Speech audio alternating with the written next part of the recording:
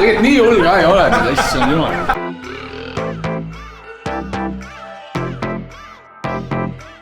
Tšau kallid Brigitte vlogi vaatajad, mul on külas kolleeg Andres Puusepp Powerhit Radiost. Powerhit Radiol on muuseas uued toonid, uus bränd, me oleme nüüd roosad.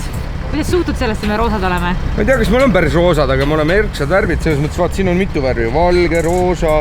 Ja täna on siis sõbrapäev, me viime tuntud Eesti inimestele erinevaid selliseid kingitusi, mida ise endale võtta ei saa, peame kõik ära andma nagu ikka. Lähme ka Eesti Laulu backstage'i. Jaa, tõsi ta on. Nii et gonna be a fun day, ütleme nii. Tasub vaadata.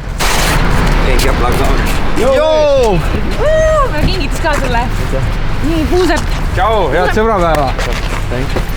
Kuule, Powerhit Radio poolt sulle väikene sõbrapäeva kingitus. Me vaatasime su esitust järgi Eesti Laulul ja minu parim sõbranna ütles sinu kohta, et kui tema oma kutti sinuga petaks, siis see poleks petmine, kuna sa oled nii ilus. Päriselt. Tervitused talle. Kurvastama teda, et mul on tüdruksõber olemas. Okei. No, What? Joo, kui äge! Stefan pood üldse miust mu naljast.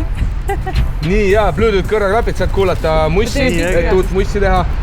Kuidas sa tunned ennast? Väga armas, et te üldse tulite. Stefan, mis sa said? Vaata, üks silm on pisarad täis. Pisarad said või? Ta on natuke punane ja mul on pisaras.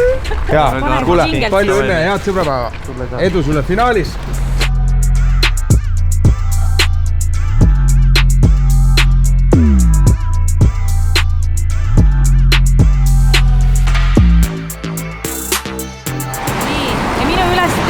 Igapäevaselt on teha veits ka Powerhit Radio sotsiaalmeediat.